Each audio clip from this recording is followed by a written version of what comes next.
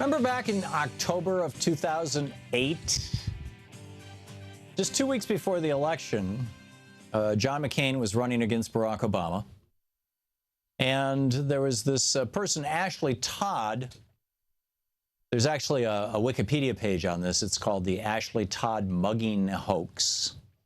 Ashley Todd, a volunteer for the U.S. presidential campaign of Republican John McCain, falsely claimed to have been the victim of robbery and politically motivated physical assault by a supporter of McCain's Democratic opponent, Barack Obama.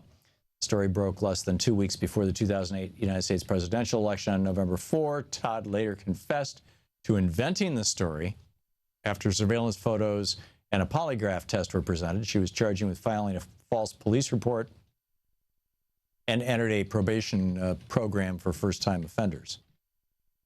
So now we've got and I find this absolutely fascinating, we've got a firebombing in Hillsborough, North Carolina, of a Republican office. And Fox so-called News is in high dudgeon about this, as is right-wing hate radio right now. Snake Plissken over at Democratic Underground says, you know, this has the backward B painted all over it. In other words, this is you know, kind of, in the opinion of this particular diarist, an inside job or, you know, a fake job or something like that? Or was it, you know, because it said Nazi Republicans go home, or words to that effect. And there was a swastika.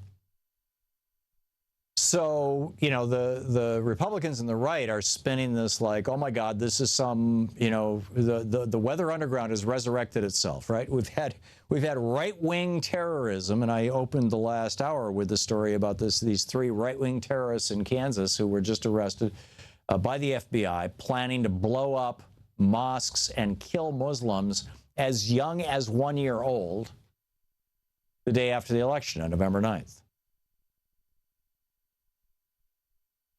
So, you know, now they're saying, it seems that the message that the right is putting out is, you know, don't pay attention to the fact that more Americans have been attacked by right-wing Christians since 9/11 than by Muslims.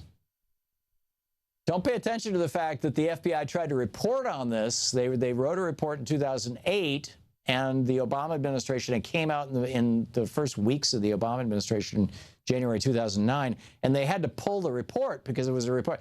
Now, they had published a 6 months earlier report on left-wing extremism, which was mostly the anti-forestry protesters, the people who were, you know, the Earth First groups, the people who were protesting logging in the Pacific Northwest. That was their main, these guys are terrorists, right? Or the people who are trying to stop factory farms and the cruelty associated there. Well, these guys are terrorists. They're taking pictures of these things and showing them to everybody. It terrifies them. Nobody wants to eat, you know, dead pigs or dead chickens anymore, or cows. But this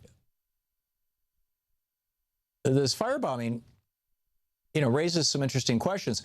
One is that the North Carolina Republican Party, a representative of that party, a woman, a spokeswoman, Emily Weeks, told NBC News that there were completed absentee ballots in there. Now, how does that happen? You fill out your absentee ballot and deliver it to a political party? I thought you mailed it into the state. Or are they doing ballot stuffing? You know, there's an awful lot of projection going on the right. You know, Donald Trump saying, oh, Hillary has hate in her heart. And Donald's a pretty, it certainly looks to me like he's a pretty hateful guy, or can be. Are they projecting voter fraud because they're engaged in it? I sure hope not. All those, quote, dead people that Rudy Giuliani's talking about. And yeah, there are dead people on voter rolls. There always are. You know, when my dad died, I did not call the state of Michigan. I did not call up Ingham County and say, take my dad off the voting roll. You just figure it's going to happen. And so, yeah, there's people on the voting rolls who are dead for a while. Now, as soon as the state figures out that they're dead, they take them off. And, you know, that's a normal process. But Giuliani was saying over the weekend, oh, you know, dead people are always voting Democratic.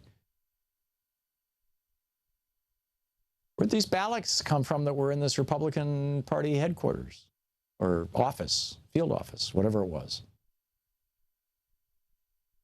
Were they the ballots of dead people?